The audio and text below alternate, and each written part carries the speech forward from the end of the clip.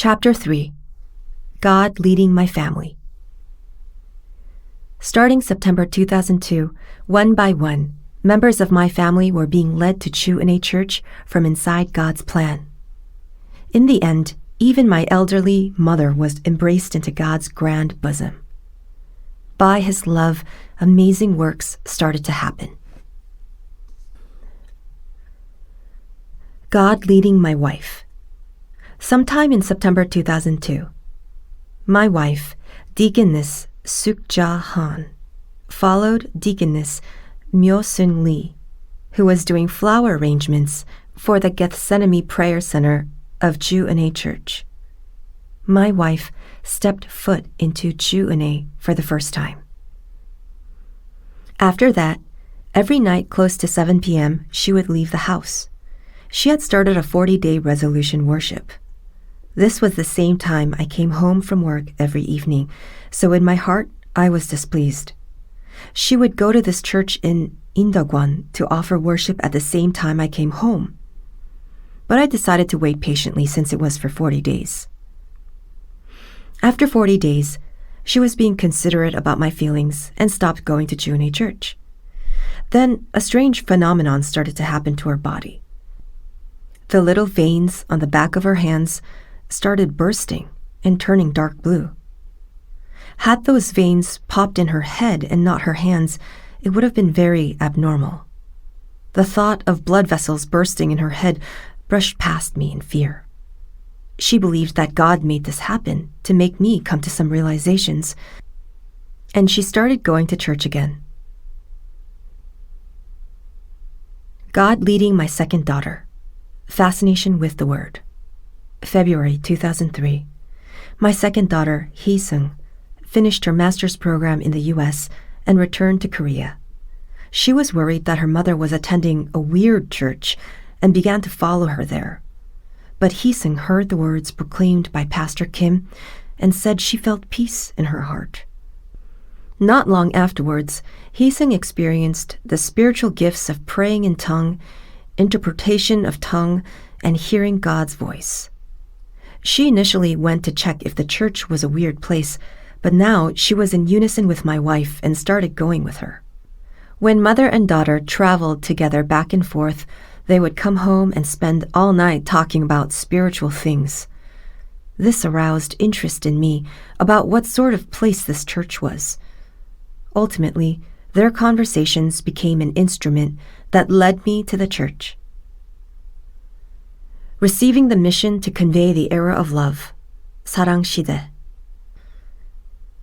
In June 2004, the following year, Hee-sung got married to Kwang-woo Lee and prepared to move to the U.S. as her husband would go to school in Rhode Island.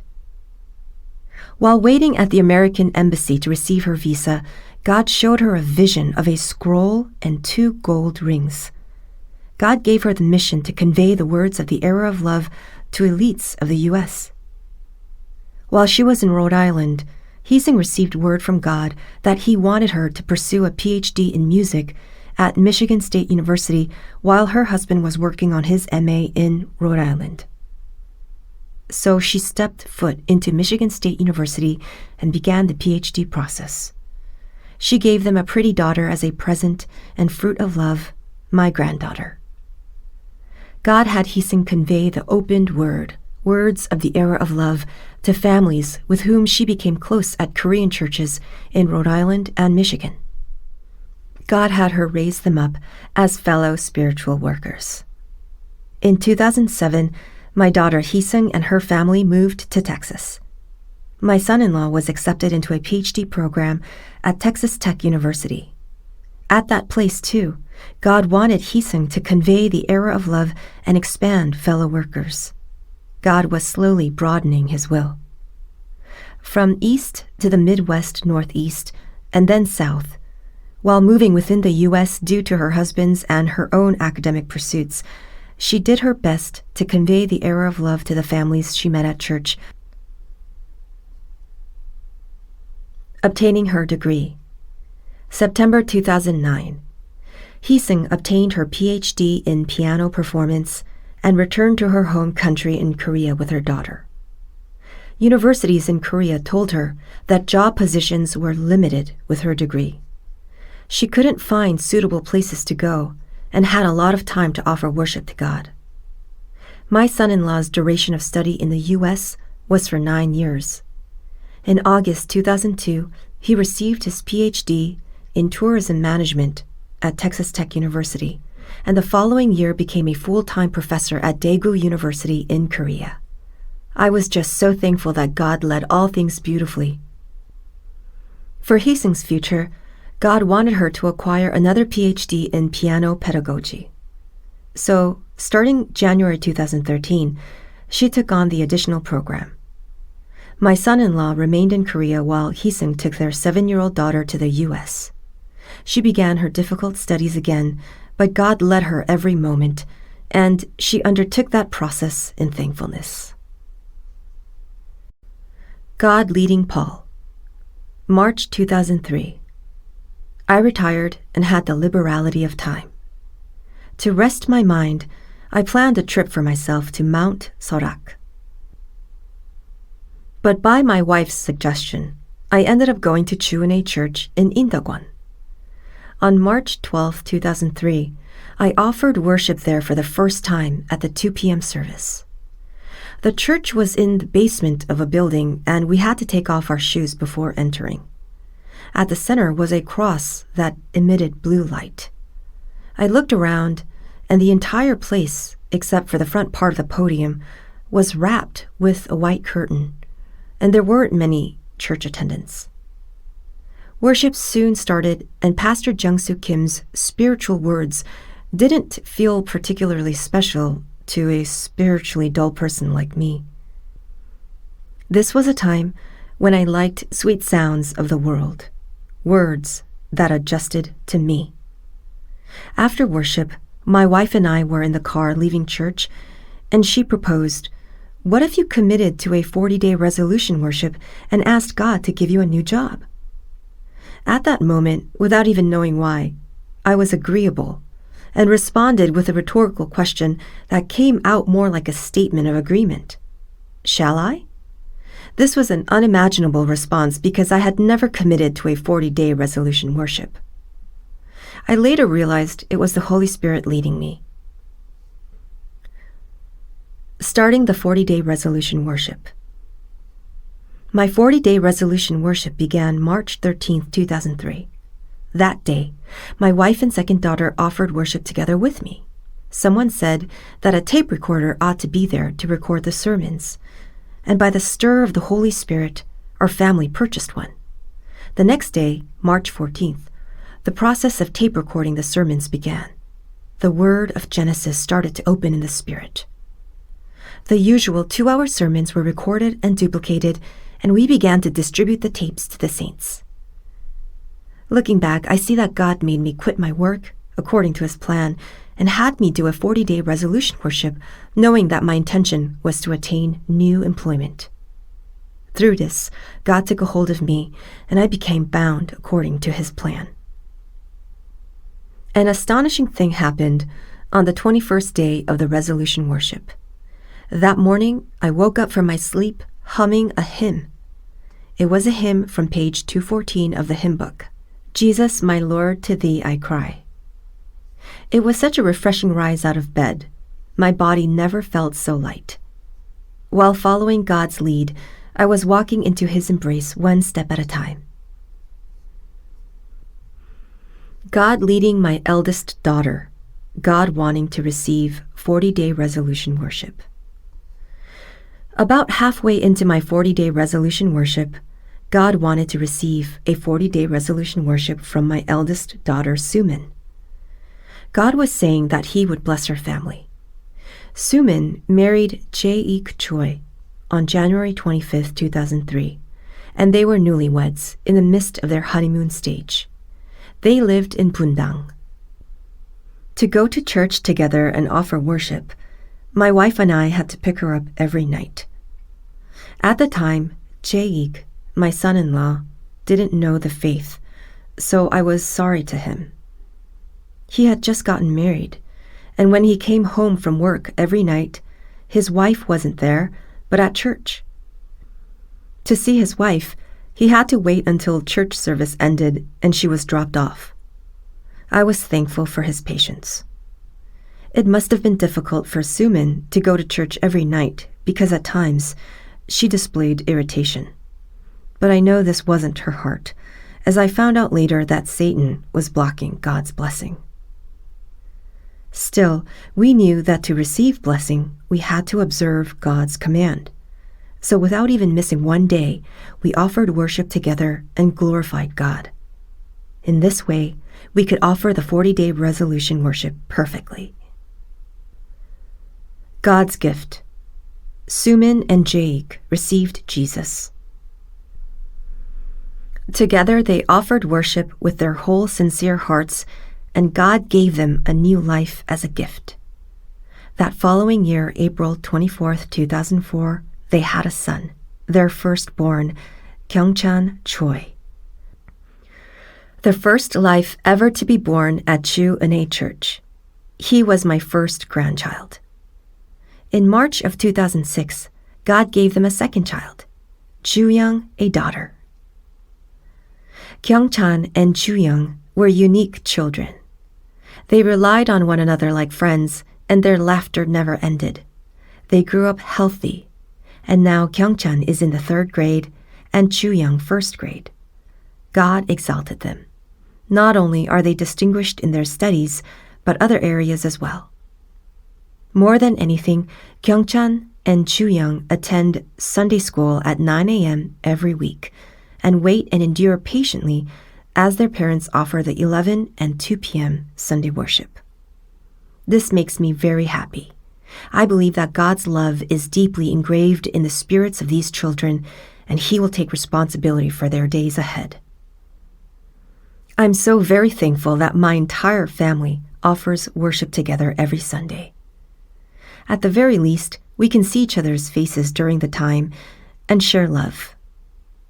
How great a blessing must be coming down as 3 generations come together to offer worship. God also raised up my son-in-law, Sumin's husband Jaik, and gave him a stable job by putting him in a mid-executive position in Korea's prominent engineering construction company. They moved several times, closer to church. Prior to this, God let them taste the sorrow of not having a home, but in 11 years, God allowed them their own tent. They are a happy family and the object of envy from surrounding people. All things are due to God's grace. God leading my son. God's way of leading. After completing my 40-day resolution worship, I still went to church every day. God was leading me, so my flesh automatically moved. During this time, my heart and spirit gradually melted every day by the word opened in the spirit.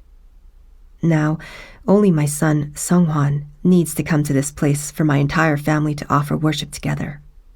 Seonghwan finished his obligatory military service and went back to school. He was in his last year of college. My wife and I decided to evangelize to him before his summer vacation would start. So that he could afford something that he wanted, Seonghwan had plans to work part-time during his summer vacation. My wife and I offered to hire him for 1 month starting June 22, 2003, for 1 million Korean won. His work was to go to church with us every day for a month. If he didn't, there would be a deduction. Seonghwan kept his part of the deal very well, and God took a hold of his heart. My whole family went to church together, and the grace of heaven poured out. I felt reassured in my heart. After the 1-month period passed, even after his school began, Seonghwan changed. He went to church every Sunday without missing a week. The strength of the word is this strong. We came to know that if we receive the words of the era of love, not with our heads but with our spirits, the word would move humans. On some Sundays, he had to go to school, so he offered worship at the church next to his school. I was so thankful to God and proud to see my son growing in the Word. The covenant of studying abroad in the U.S. Seonghwan's very strong interest was in music, more than others would have. During his high school years, he said he wanted to play the drums. It was very difficult to get a job in the field of artistic talent, so I warned him firmly and told him never again to mention anything of the sort. I told him to focus diligently on studying for his college entrance exams. He was accepted to Hongdae University as an electrical engineer major. However, in his second year of college, towards the end of the first term, he said again that he would play the drums. I thought to myself, this is not something that I can block, and gave him permission. He immediately took a leave of absence from the university and registered into a drum school in Jongno. He went every day and began learning diligently. He was absent from the university and received a draft notice of enlistment from the military. He served 2 years in which he joined the military band in the police force to keep his musical talents alive.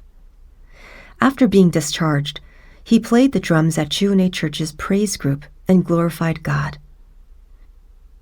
In January of 2005, while praying, he received God's promise that God would allow him to study abroad at the Berklee College of Music. Seonghwan was absolutely invigorated. To gain entrance to the College of Music, he recorded his drum audition and made a CD with the hymn from page 180, When the Trumpet of the Lord Shall Sound. He received notice of admission and was incredibly happy. Money for his dormitory was sent, but plans for school kept getting put off due to the situation here. One day, Seonghwan heard God say to him, "Rather than studying abroad, meet me first." Seonghwan became discouraged. Until now, he believed in the promise God gave him regarding studying music abroad and abandoned all of his own things. Seonghwan thought God did not keep God's promise. His heart of going to Berklee College of Music was greater than his faith of loving God. Starting then, he went through much difficulty and tried to make breakthroughs in other areas. As parents, our hearts could not be at peace while watching our son undergo so much struggle. Led according to God's plan. 2 years passed after graduating from college in South Korea. Seonghwan had put a great deal of hope in studying music abroad, but such a path didn't open for him, and he was disheartened. Now, he gained a strong will to get a job. He went to the library every day and got piles of books about finding a job. He tried his very best. Though I was next to him, there was nothing I could do to help him. I believed that God's will was in all things. God trained all of us for 1.5 years. On October 20th, 2007, which was the day I was consecrated as elder, Seonghwan got hired. Not just from one place, but notifications of employment came from 3 different places. The place to which God led him was the Korean branch of a world-famous American company specializing in audio equipment and technology. God confirmed that God was someone who planned everything and fulfilled them when it became time.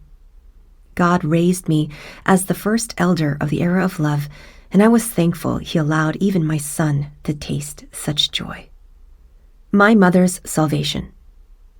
At 92 years old, my mother had a hard time moving. In October 2005, she was hospitalized into a nursing home. 2 weeks later, God promised me that if I went to my mother every day and offered worship together, He would save her. God also said that in order for my faith to stand, He would extend my mother's life for 2.5 years, and that I would see with my eyes the moment she was saved. My wife and I visited the nursing home every day and offered worship with my mother.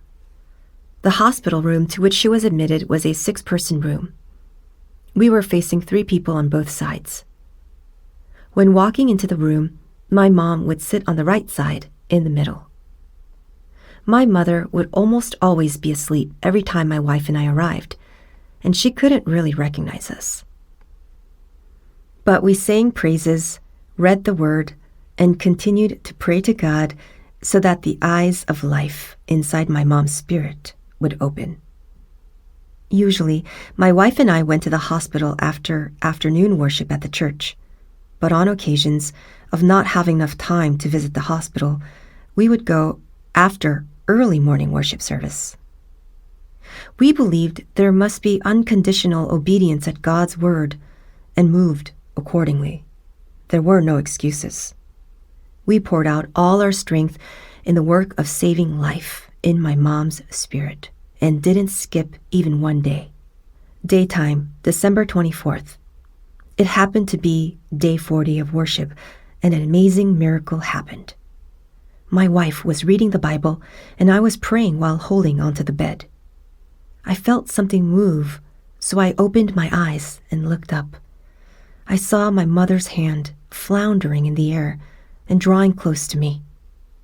Eventually, her hand approached me and held my hand, and my mother, who mainly slept the entire time, suddenly opened her eyes and looked at me. I saw her wide-opened pupils. Her eyes were completely opened. I had never seen my mom open her eyes that big. I immediately remembered that God told me I would know when my mom was saved. I whispered to her, "God told me He would extend your life for 2.5 years until my faith stood. Are you not suffering so?" There was no response. She just piercingly looked at me and closed her eyes again. This was the moment God fulfilled His word about saving my mother. A week later, on the morning of January 1st, 2006, my mother was embraced into God's bosom. Since it became time, God fulfilled His word. I believe that my mother is enjoying eternal rest inside of God's embrace.